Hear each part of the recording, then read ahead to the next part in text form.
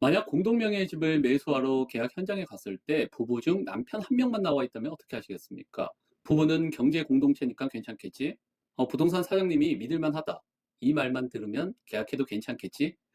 자칫 잘못 이렇게 일반적으로 생각을 한다면 계약 자체가 무효가 될 수도 있고 소중한 계약금과 잔금까지 날릴 수도 있습니다. 공동명의는 사소하게 넘길 문제가 아닙니다. 믿음직한 부동산 전문가 서명부동산 대표 서명균이 오늘 이 영상을 통해서 공동명의 집을 계약할 때 꼭 짚어야 할 핵심 사항을 정리해 드립니다. 그럼 공동명의는 왜 하는 걸까요? 공동명의는 부부가 집을 소유할 때 세금 혜택을 받기 위해서 선택하는 방식입니다. 2025년 10월 기준으로 이제 서울 아파트 평균 매매가가 15억을 넘었는데, 만약 15억 원짜리 아파트를 가지고 있다면요, 단독 명의로 가지고 있을 때보다 공동 명의로 가지고 있을 때 거의 수백만 원의 세금 절세 효과를 볼 수가 있습니다. 그렇기 때문에 뭐 거의 몇 년 전, 아니 거의 10년 전부터 공동 명의의 주택들이 상당히 늘고 있고요. 그러나 집을 매수할 때 공동 명의라면 조금 더 주의 깊게 살피고 계약하셔야 합니다. 오늘 영상의 가장 중요한 핵심은 모든 공동명의자의 동의입니다. 민법 제264조에 따르면 공유자는 다른 공유자의 동의 없이 공유물을 처분하거나 변경하지 못한다라고 명시되어 있습니다. 극단적으로 말해서 만약 99%의 지분 소유자가 있고 1%의 소유자, 이런 두 명의 공동 명의자가 있는 부동산이 있다고 칩시다. 99%의 지분을 가진 사람이 이 부동산을 매도하고 싶다고 하더라도 1% 지분 소유자의 동의가 없다면 절대로 계약을 진행할 수 없습니다.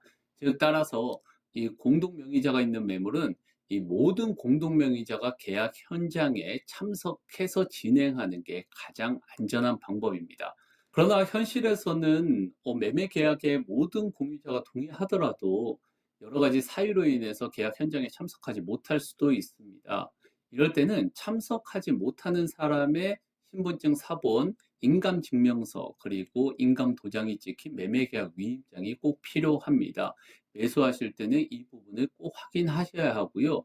특히 위임장에는 인감도장이 꼭 정확히 찍혀져 있는지 확인하고, 또 부동산 이 거래 대상에 대한 정확한 주소와 매매 계약 일체에 대해서 위임한다라는 내용이 정확히 기재되어 있어야 합니다.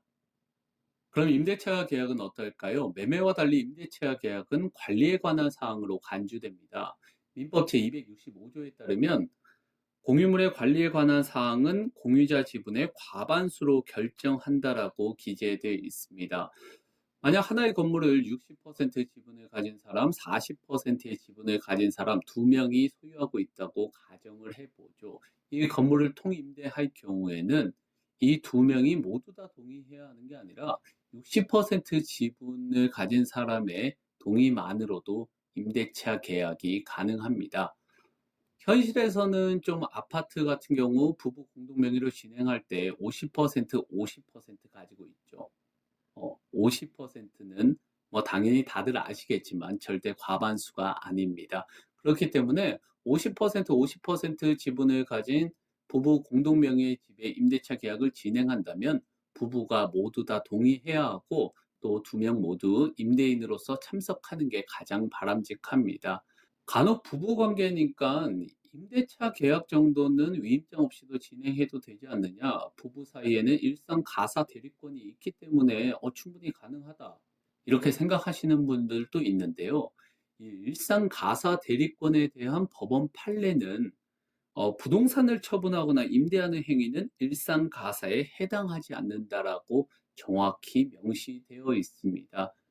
따라서 임대차 계약을 진행할 때도 부부 공동명의자 중에 한 명이 참석을 못한다면 참석하지 않는 사람의 인감증명서와 위임장은 필수라는 점 꼭 기억하시기 바랍니다. 오늘 공동명의에 대해서 영상으로 정확히 설명을 드렸는데요. 오늘 내용이 여러분의 안전한 부동산 매매 계약에 도움이 되기를 바랍니다. 지금까지 서명부동산 대표 서명균이었습니다. 고맙습니다.